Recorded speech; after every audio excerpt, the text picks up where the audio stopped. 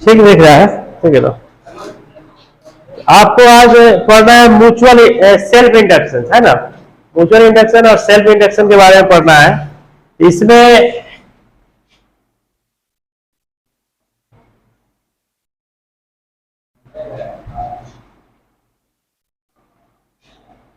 Self induction और self inductance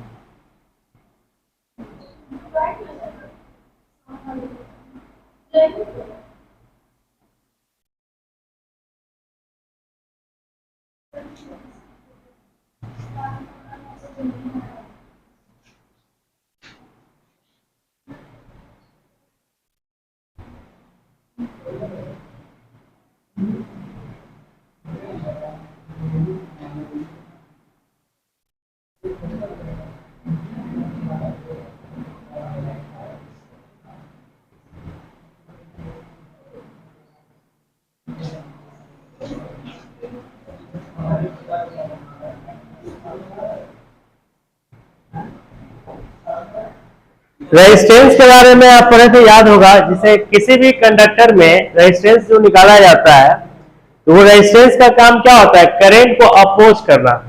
current को क्या करता है? अपोज करता है। जैसे एक कंडक्टर, उसे करंट आप पास करा रहे हैं, तो करंट अगर पास करेगा वायर से तो कुछ करंट लॉस कर जाता है, हीट के फॉर्म में, एनर्जी के फॉर्म में, लाइट जो आप रिलीज करते हैं, या कोई भी मैकेनिकल वर्क में आप कन्वर्ट करते हैं, ठीक है ना? तो कन्वर्जन जो होता है किसके वजह से होता है? अपोजिंग टेंडेंसी की वजह से होता है कंडक्टर में।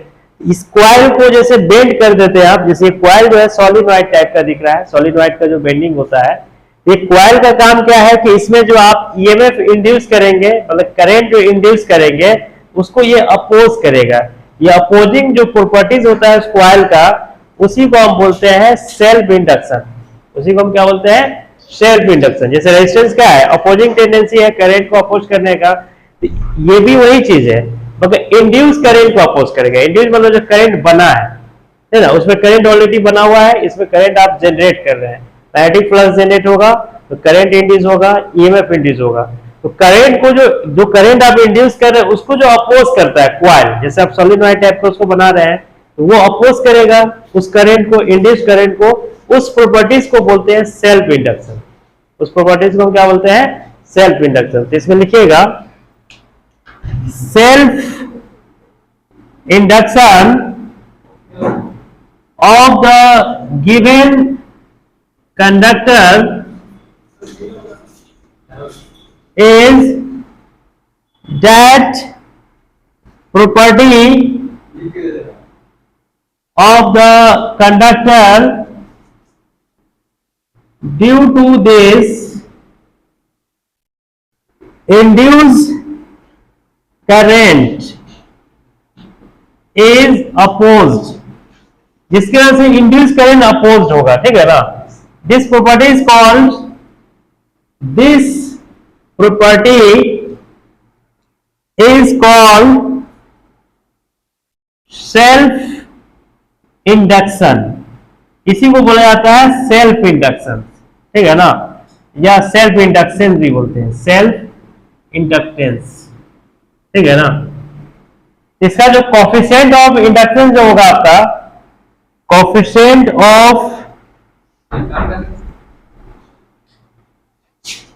Self inductance, coefficient of self inductance जो होगा जिसको आप एल से रिप्रेजेंट करते हैं, कोएफिशिएंट ऑफ इंडक्टेंस को क्या जिससे रिप्रेजेंट करते हैं, एल से। जैसे रेजिस्टेंस को काम जैसे रेजिस्टेंस कैसे काम करते हैं उसी तरह से, जैसे कॉइल है, कॉइल को बेंड कर रहे हैं, उसे उसमें करंट इंड्यूस कराया जाएगा। इंड्यूस मतलब क्या है कि ईएमएफ बना रहे हैं, उसमें फ्लक्स का फॉर्मेशन हो रहा है, तो फ्लक्स बनने के बाद ईएमएफ इंड्यूस होगा, ईएमएफ इंड्यूस होगा तो करंट भी इंड्यूस होगा, ठीक है ना। तो उस करंट को जो अपोज करता है, मतलब उसका एक अपना प्रॉपर्टी जो करंट को अपोज करेगा, तो सिंपल अगर वायर है तो उसमें रेजिस्टेंस होता है। कॉइल को अगर बेंड कर देते हैं, कंडक्टर को बेंड कर देते हैं, तो उसमें जो अपोजिंग टेंडेंसी होगा उसको हम बोलेंगे सेल्फ इंडक्शन। उसको क्या बोलेंगे, सेल्फ इंडक्शन। उसका वैल्यू होता है जिसको आप बोलते हैं कोएफिशिएंट ऑफ सेल्फ इंडक्शन, जिसको कैपिटल एल से रिप्रेजेंट किया जाता है। तो आपको उसमें बताया गया था करंट इलेक्ट्रिसिटी में कि वोल्टेज जो होता है, पोटेंशियल डिफरेंस जो होता है किसी भी कंडक्टर का, वो डायरेक्टली प्रोपोर्शनल होता है किसके, भी जो होता है डायरेक्टली प्रोपोर्शनल होता है करंट का, करंट का जो होगा डायरेक्टली प्रोपोर्शनल होगा, ठीक है ना।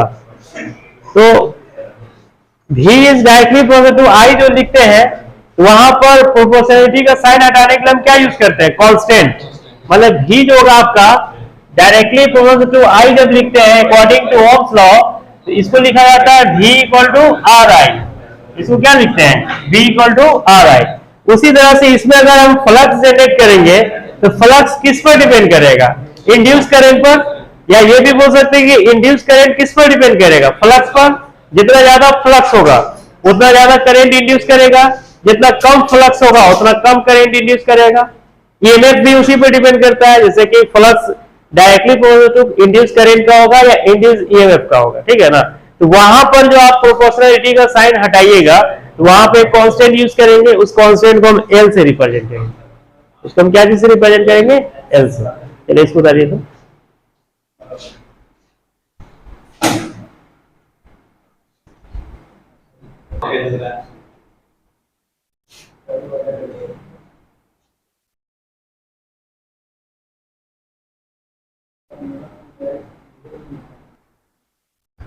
कोएफिशिएंट ऑफ सेल्फ इंडक्शन जो होगा आपका, उसमें वैल्यू जो आएगा आपका, जैसे आप मैग्नेटिक फ्लक्स जब जनरेट करेंगे इस कॉइल में, तो मैग्नेटिक फ्लक्स जो होता है,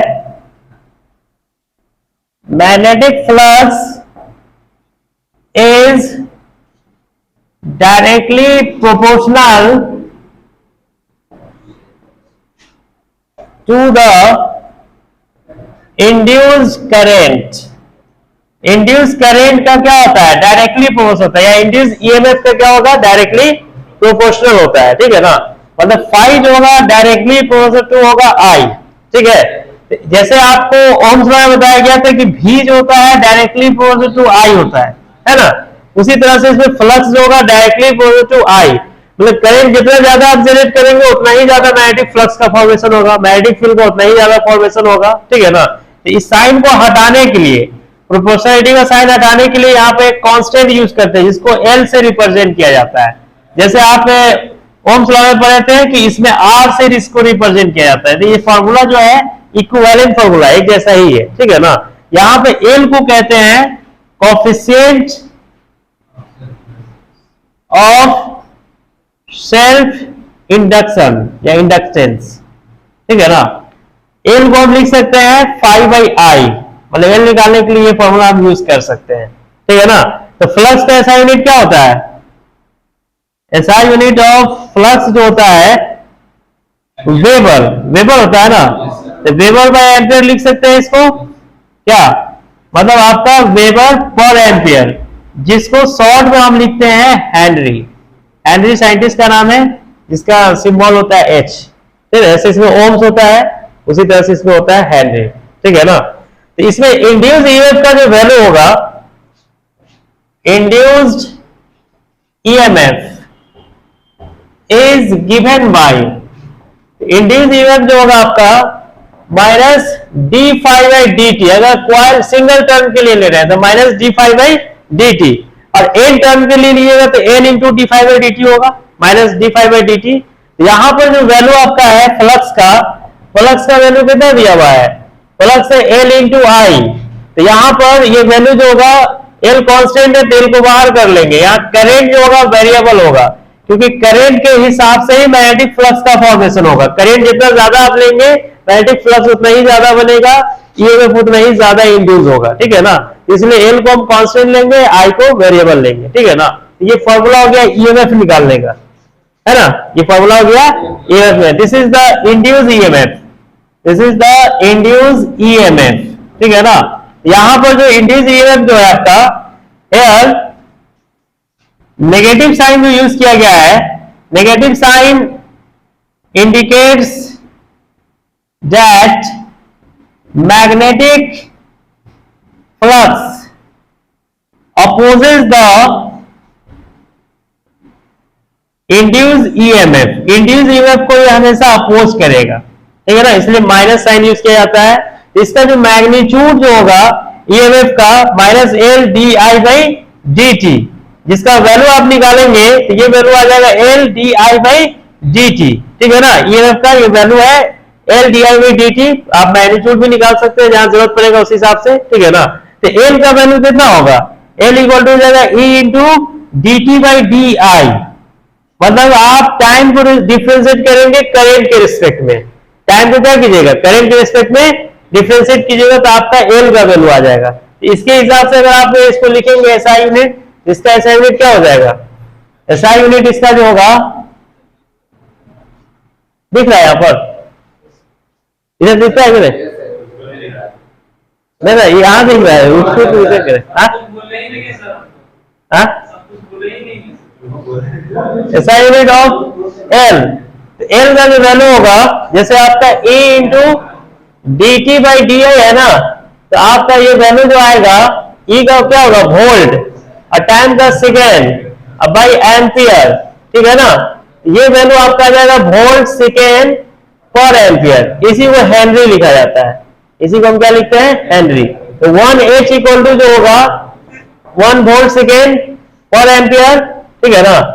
या इसी को आप लिखे थे वहां पर वेबर पर एम्पियर, इसी को क्या लिखे थे वेबर पर एम्पियर, ठीक है ना। इसका डायमेंशन निकालिएगा तो डायमेंशन इसका कितना आएगा, डायमेंशन ऑफ एल। तो एल का डायमेंशन निकालना है तो E into D T by D आई। अब आपका वोल्टेज का डायमेंशन जानते हैं, ईएमएफ का वोल्टेज का क्या होता है, तो V का होता है W by Q not. W में कितना होता है तो ml square T minus two, charge का AT, ये कितना हो जाएगा ये वैल्यू हो जाएगा आपका ml square T minus three A minus one. तो ये वैल्यू हम यहाँ रख सकते हैं, मतलब यहाँ पर वैल्यू रखिएगा ये ml square T minus three A minus one, T का हो गया टी, करेंट का हो गया ए, ठीक है ना। तो आप इसका वैल्यू निकालेंगे तो ये आ जाएगा आपका ml square T minus three है तो टू हो जाएगा, है ना, वन और माइनस थ्री ए ऊपर जाएगा तो ये माइनस टू हो जाएगा, ठीक है ना। तो आप समझिए कि एल का डायमेंशन भी एग्जाम में पूछ सकता है, जब फ्लक्स का पूछ सकता है तो एल भी पूछ सकता है। क्या फ्लक्स तो बहुत आसान था क्वेश्चन आपका, तो मेडिकल वगैरह में जो क्वेश्चन होता है ना जेई में, तो डायमेंशन से क्वेश्चन देता है तो इसी टाइप का देगा आपको निकालने के लिए, ठीक है ना। एल का निकालने के लिए, आर का निकालने के लिए, के का निकालने के लिए, एप्सिलॉन नॉट का निकालने के लिए, ठीक है।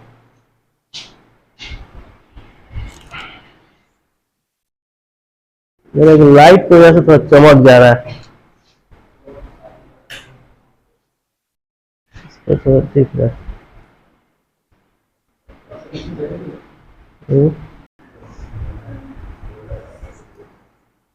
सेकेंड क्वेश्चन आपका है induce EMF across the induction is 10 volt and current is decreased 20 ampere to 10 ampere in 9 into 10 to the power minus 2 second. Then find out the coefficient of self induction या inductance. ठीक है, first question में क्या था आपका, coefficient of self induction of the given coil is 100H, 100 henry दिया हुआ है, and this is connected to 2 into 10 to the power minus 3 volt supply. Then find out the rate of increase of current, rate of increase of current निकालना है। Second question में कह रहा है कि induce EMF across the induction is 10 volt, induce EMF आपका 10 volt है, and current is decrease 10 ampere to 20 ampere to 10 ampere. जैसे आप सप्लाई से कनेक्ट करते हो ईएमएफ को, तो करंट क्या कर रहा है, डिक्रीज कर जा रहा है ना, इंडक्शन की वजह से। और कितने सेकंड में डिक्रीज कर रहा है, तो 9 into 10 के पावर माइनस 2 सेकंड में। सेल्फ इंडक्शन की वजह से क्या हो रहा है, करंट का रेट डिक्रीज कर रहा है। तो आपको ये बताना है कि कोएफिशिएंट ऑफ सेल्फ इंडक्शन कितना होगा उसमें, मतलब रेजिस्टेंस जैसे निकालते हैं ना, सेम उसी टाइप से। चलिए इसको निकालिए। तो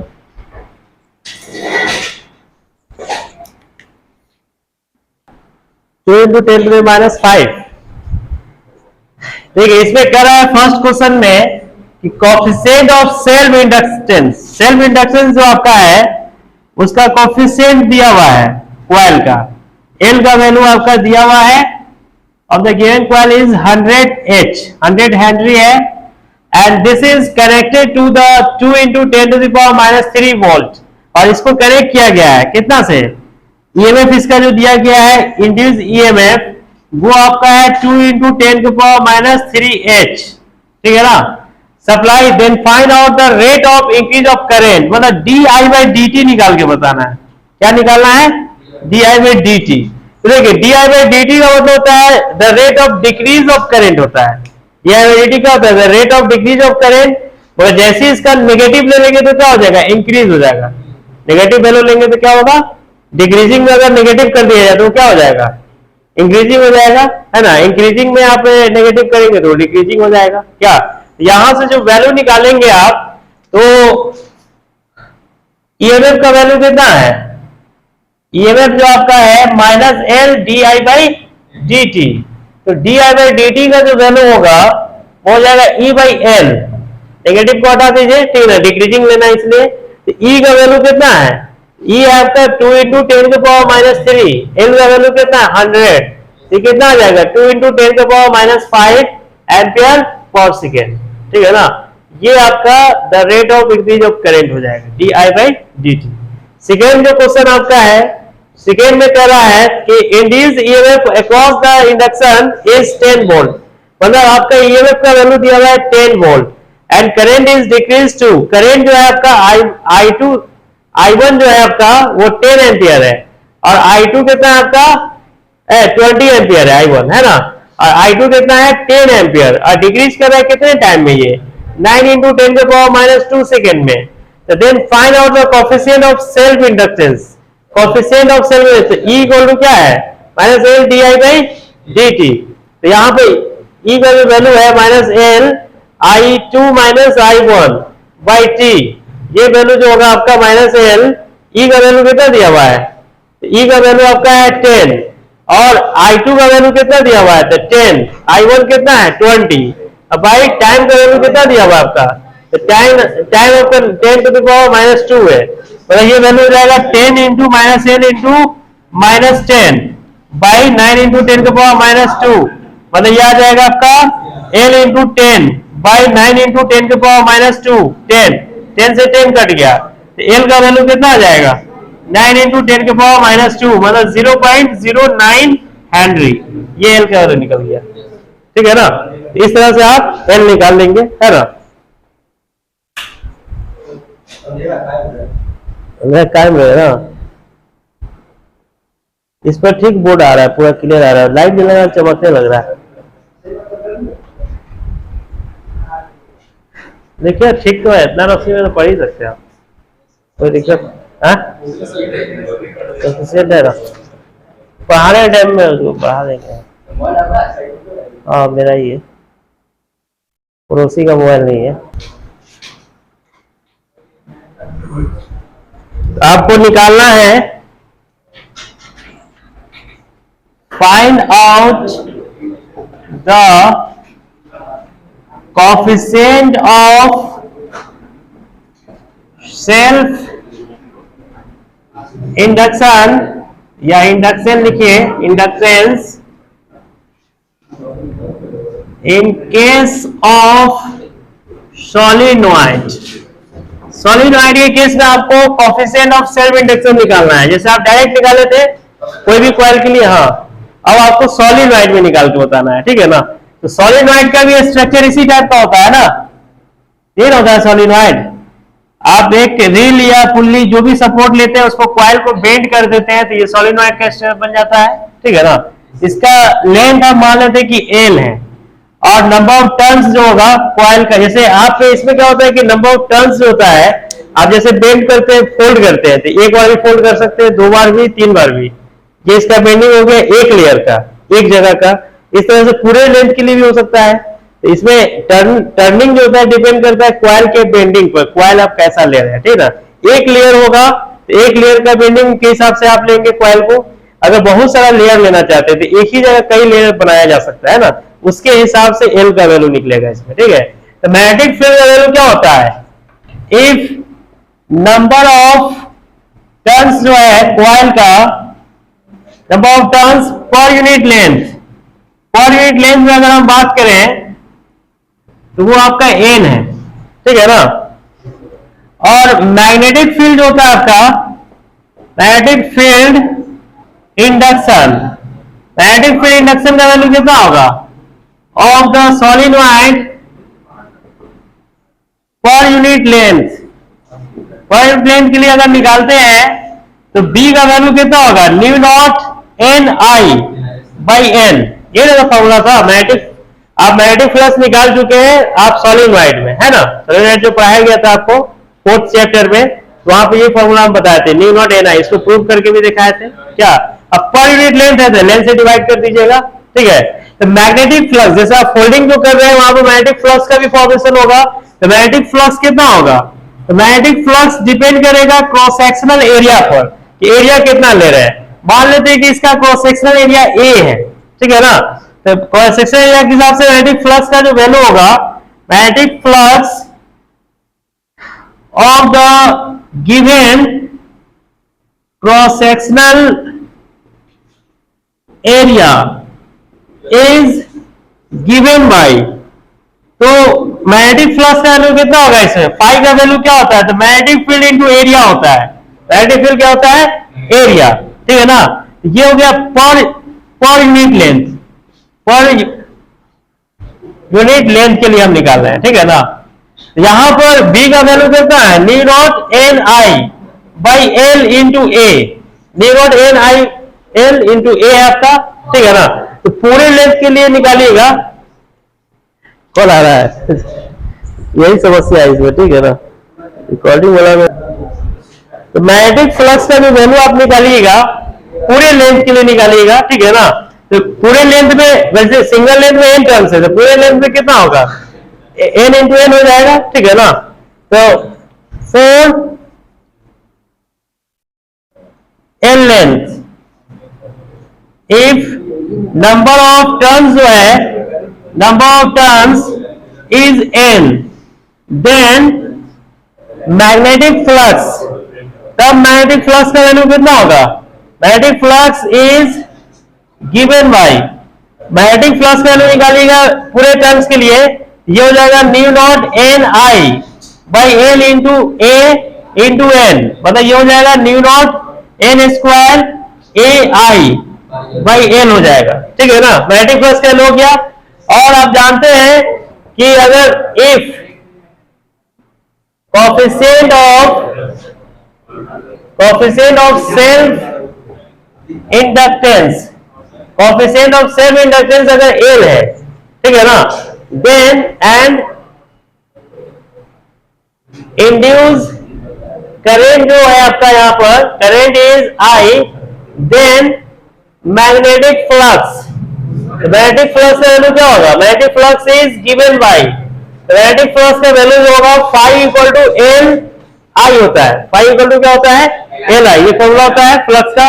तो यहां से आप बोल सकते हैं इक्वेशन 1 और 2 से, अगर इसको कंपेयर कीजिएगा तो फ्रॉम इक्वेशन 1 एंड 2 से अगर हम बात करेंगे तो 5 का वैल्यू कितना हो जाएगा, एल इंटू आई, ये हो जाएगा mu not L square A I by L, तो आई से आई कट जाएगा तो फ्लक्स वैल्यू कितना आ गया, new not L square A by L, ये आपका नहीं 5 का बोले एल का वैल्यू होगा ये, अब आई से आई कट गया था, एल का वैल्यू कितना हो जाएगा, mu not L square I by A by L, है ना, ये निकल गया आपका कोफिशिएंट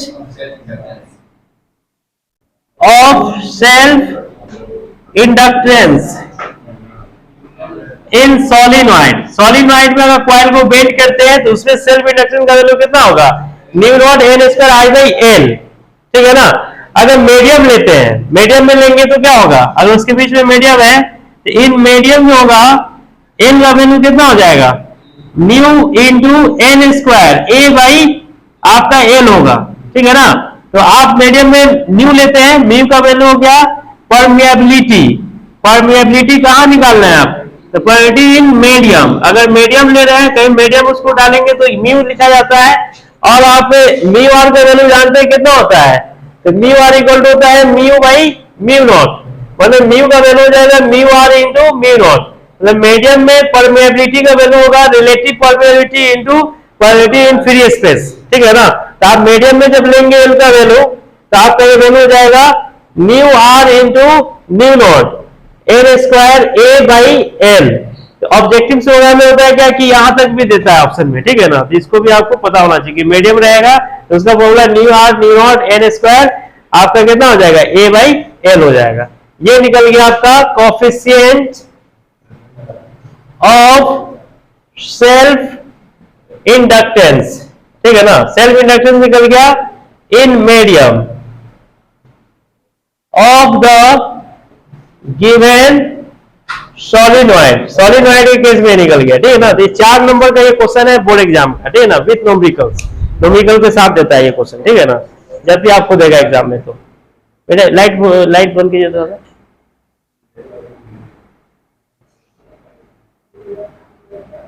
लाइट के लेके दिक्कत हो रहा था।